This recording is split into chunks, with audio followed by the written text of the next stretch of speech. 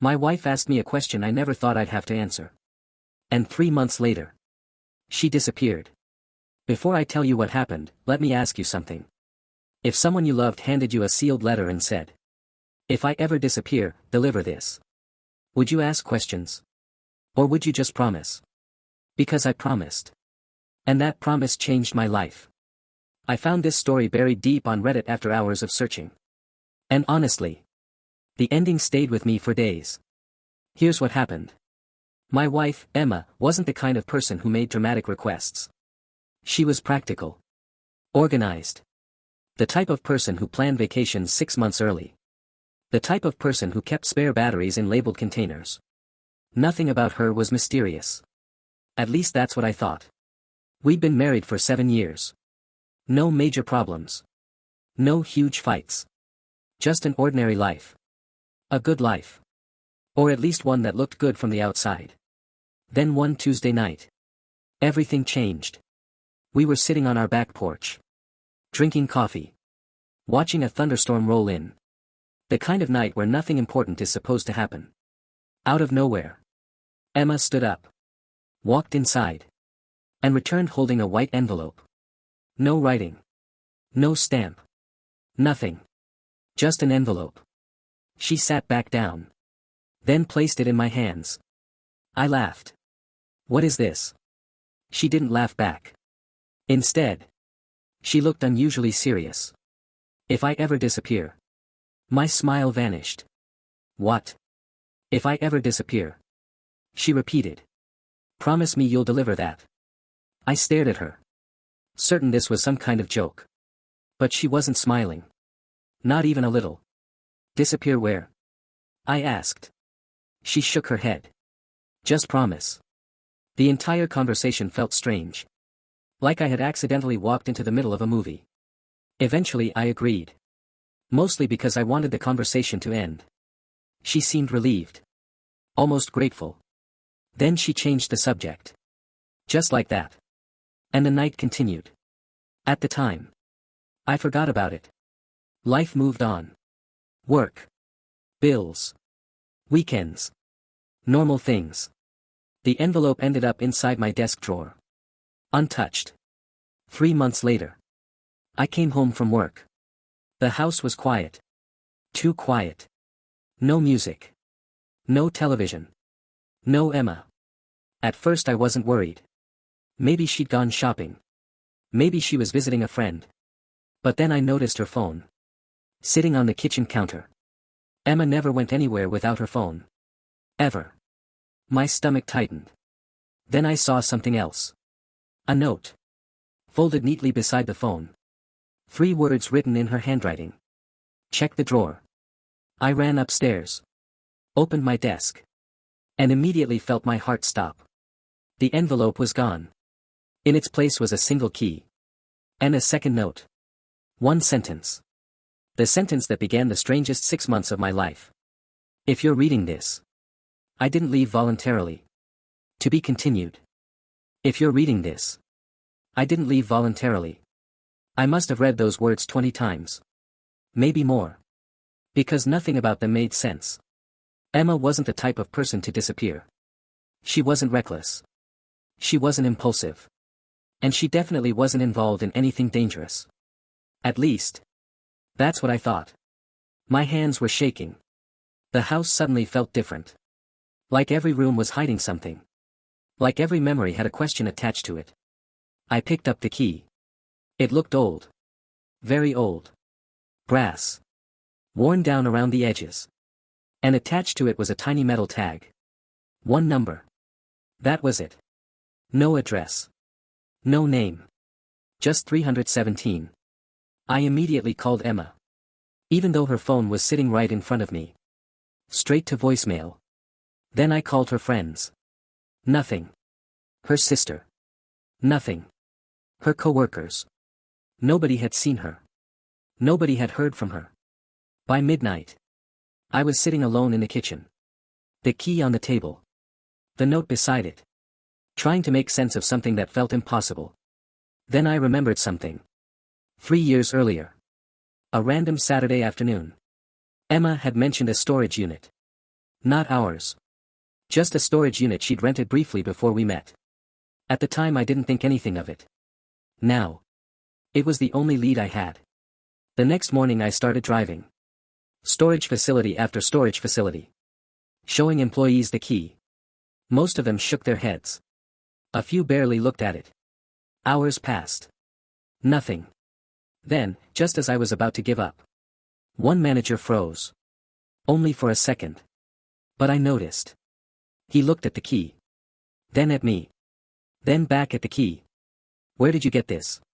he asked. My heart started racing. I explained. Not everything. Just enough. The manager disappeared into a back office. A minute later he returned. Holding an old paper file. The kind nobody uses anymore. He flipped through several pages. Then stopped. Unit 317. My stomach dropped. It was real. The unit existed. But what he said next made even less sense. According to our records, this unit hasn't been accessed in almost 9 years. 9 years. That was before I even met Emma. Before our first date. Before our entire relationship. The manager unlocked the gate. Then walked me toward a far corner of the property. The oldest section. Rows of dusty metal doors. Most looked abandoned. Then we stopped. The number matched. I stared at the lock. The same lock the key belonged to. Suddenly I wasn't sure I wanted answers anymore. Because answers meant the truth. And the truth was starting to feel dangerous. The manager handed me the key. I took a deep breath. Inserted it into the lock. Turned. Click. The door slowly rolled upward. Dust filled the air. At first I couldn't see much. Just boxes. Old furniture. A bicycle. Nothing unusual. Then I noticed something sitting alone in the center of the room. A single wooden chair. And resting on that chair was a photograph. A photograph of Emma. Taken years before I met her. Standing beside a man I'd never seen before. A man whose face had been carefully cut out of the picture. My chest tightened.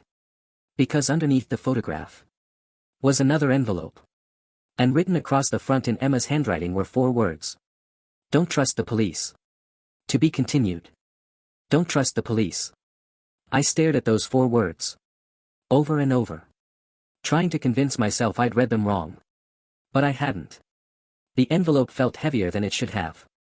My hands were shaking as I opened it. Inside was a handwritten letter. Several pages. All written by Emma. The first sentence immediately made my stomach drop. If you're reading this, then something finally happened. I felt a chill run down my spine. Finally happened. What did that even mean? I kept reading. Emma explained that years before we met, she had witnessed something. Not a crime exactly. At least not one she could prove. But something that scared her enough to disappear from her old life. She changed cities. Changed jobs. Cut contact with almost everyone she knew. According to the letter, only one person knew the full truth. And that person was the man whose face had been cut out of the photograph. My mind immediately jumped to 100 possibilities. An ex-boyfriend. A relative. A friend. I had no idea. Then I reached the last page.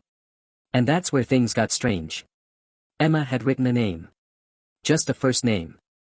Dylan. No last name. No address. Nothing. Only one instruction. Find Dylan. I sat down in the storage unit. Completely overwhelmed. For the first time since Emma disappeared, I felt truly alone. The kind of alone that settles in your chest. The kind that makes every room feel empty. That night I barely slept. The house felt wrong without her. Too quiet. Every little sound made me think she was walking through the front door. But she never did. Around 3 a.m, my niece Lily called. My sister was working a night shift and needed someone to watch her. Normally I would have said no. My mind was already falling apart. But Lily showed up 20 minutes later. And honestly, the distraction helped. She was 8 years old. Full of energy. Full of questions. And completely unable to sleep. For nearly an hour she tossed and turned. Talking non-stop. Eventually she pointed toward a small children's bedtime storybook sitting on my shelf. A simple 15-page bedtime book I'd picked up recently. Out of pure exhaustion, I started reading it to her. One page. Then another. Then another. The stories were calm. Simple. Exactly what she needed. And by the time we reached page 15, Lily was asleep. Completely asleep. For the first time all day. The house felt peaceful. Honestly. That quiet moment gave me the chance to think clearly again. And that's when I noticed something I'd missed. Emma's letter was still open beside me. Under the name Dylan. There was a tiny mark. Barely visible. A small symbol drawn in the corner. A symbol I'd seen before. Somewhere. I just couldn't remember where. The next morning I started digging through old photos. Hundreds of them. Years of memories. Vacation pictures. Family gatherings. Birthdays. Then I found it. A photo from 6 years earlier. Emma and I were standing outside a cafe. Smiling at the camera. But behind us, reflected in the window, was the exact same symbol. And standing beside it, was the man whose face had been cut out of the photograph. Only this time, his face wasn't missing. I finally knew what he looked like. And the moment I saw him, my blood ran cold. Because I recognized him. I had met him before. Just 3 weeks before Emma disappeared. To be continued. I had met him before. 3 weeks before Emma disappeared. And the second I recognized his face, my stomach dropped. Because the meeting hadn't seemed important at the time. Not even a little. In fact, I'd forgotten about it completely. Until now. I pulled the photo closer. There was no doubt. Same eyes. Same jawline. Same scar near his left eyebrow. It was him. The man from the photograph. The man Emma wanted me to find. The man whose face had been cut out. And somehow, I'd already met him. The memory came rushing back. 3 weeks earlier. A Friday afternoon. I had stopped at a gas station on my way home. Nothing unusual. I filled up my car. Bought a drink. Then noticed a man standing near the parking lot exit. He looked lost. Or nervous. At the time I couldn't tell which. When our eyes met, something strange happened. He stared at me. Not casually.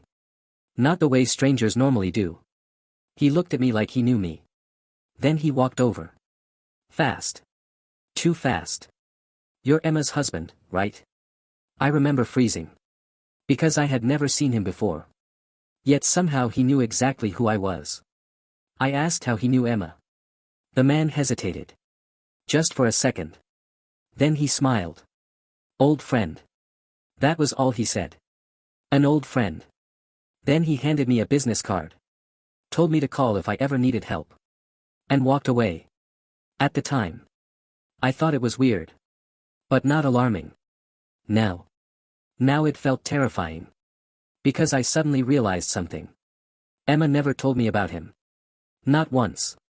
Not in 7 years. Not a single mention. I spent the next several hours searching my house. Every drawer. Every cabinet. Every old box we hadn't opened in years. Looking for anything connected to him. Then I found it. Hidden inside an old photo album. A folded newspaper clipping. Yellow with age. Nearly a decade old. The headline made my heart stop. Local woman missing after providing testimony. I unfolded the page completely. The article described a young woman who had disappeared shortly after agreeing to testify in a major fraud investigation. No body. No suspects. No answers. Just gone. Then I saw the accompanying photo. And my blood ran cold. Because standing beside the missing woman was Emma. Years before we met. Years before she changed cities. Years before she changed her life. I couldn't breathe. Emma hadn't simply witnessed something. She'd been involved. Somehow. Suddenly all the pieces started moving. The storage unit. The hidden photograph. The mystery man. The warning not to trust the police. The disappearance. For the first time, I started wondering if Emma had spent years running from something. Or someone. Then my phone rang. Unknown number. I almost ignored it. Almost. Instead I answered. There was silence. For several seconds. Then a man's voice. Calm. Controlled. The same voice from the gas station. The same man from the photograph. Dylan. My entire body froze. Before I could say anything. He spoke again. Good. You found the storage unit. I couldn't think. Couldn't move. Couldn't breathe. Then he said the one sentence that changed everything. Emma isn't missing. My heart nearly stopped. What? More silence. Then. She's exactly where she planned to be. And before I could ask another question. The call disconnected. A few seconds later. My phone buzzed again. One text message. One address. And 6 words. Come alone if you want answers. To be continued. Come alone if you want answers. I must have stared at the message for 10 minutes. Part of me wanted to call the police. Part of me wanted to throw my phone into a river and pretend none of this was happening. But another part of me, the part that still believed Emma was out there, needed answers. So I went. The address led to an old lakeside cabin. Small. Weathered. Hidden behind a wall of trees. The kind of place you wouldn't notice unless you were looking for it. My heart was pounding so hard I could hear it. Every possible scenario was running through my head. None of them were good. Then I saw Dylan. Standing outside. Waiting. For a moment neither of us spoke. Then he nodded toward the cabin. She's inside. I didn't wait. I ran. Threw open the door. And froze. Because Emma was sitting at a table. Alive. Completely alive. The second she saw me. She started crying. And honestly. So did I. I don't even remember crossing the room. 1 second we were staring at each other. The next we were hugging. Neither of us saying a word. Just holding on. After what felt like forever. We finally sat down. And Emma told me everything. Years before we met. She'd worked for a financial consulting company. At least that's what she thought it was. Eventually she discovered something. The company was laundering money. Millions of dollars. When she reported it internally. People started asking questions. Then people started disappearing. One of those people was the woman from the newspaper article. The woman everyone assumed was missing. Except she wasn't. She had entered a witness protection program. And survived. Emma was offered the same opportunity. But before everything was finalized. The investigation collapsed. Not because there wasn't evidence. Because someone inside the system leaked information. From that day forward. Emma stopped trusting anyone connected to the case. Including parts of law enforcement. That's where Dylan came in. He wasn't an ex-boyfriend. He wasn't a criminal. He was the investigator who had spent years quietly protecting the remaining witnesses. Including Emma. For years nothing happened. The people involved seemed gone. The danger seemed over. Then 3 months ago. Everything changed. Someone started looking for her again. Old names. Old records. Old connections. The same pattern that appeared before the first disappearances. Emma panicked. Not for herself. For me. She knew that if someone was watching her, they might be watching her husband too. That's why she gave me the envelope. That's why she created the storage unit trail. That's why she vanished. Not to leave me. To protect me. The realization hit harder than anything else. All those nights I thought she'd abandoned me. All those moments I felt angry. She had actually been trying to keep me safe. Then Emma reached into her bag. And handed me one final letter. The letter she'd written before disappearing. The one she'd hoped I'd never have to read. I unfolded it slowly. The last line nearly broke me. If you're reading this, then my worst fear came true. But if I know you. You followed every clue anyway. I laughed. For the first time in weeks. A real laugh. Because she was right. Completely right. The following months weren't easy. There were interviews. Investigations. A lot of unanswered questions. But eventually the people responsible were arrested. And for the first time in nearly a decade. Emma stopped looking over her shoulder. Today, life is normal again. Or at least as normal as life can be after something like that. Sometimes we'll sit on our porch at night, drinking coffee, watching storms roll across the sky. Just like we did the night she handed me that first envelope. And every now and then, one of us will ask, what would have happened if I never opened that drawer? Neither of us knows the answer. Maybe some questions are better left unanswered. What I do know is this. Love isn't always staying. Sometimes love is disappearing for a while. So the people you care about can survive. If you've made it this far, thank you for listening. And if you enjoy emotional Reddit stories, mysteries, and unbelievable confessions, subscribe and follow for more. Now I'm curious. If someone you love disappeared to protect you, would you forgive them for leaving? Or would the trust be broken forever? Let me know in the comments.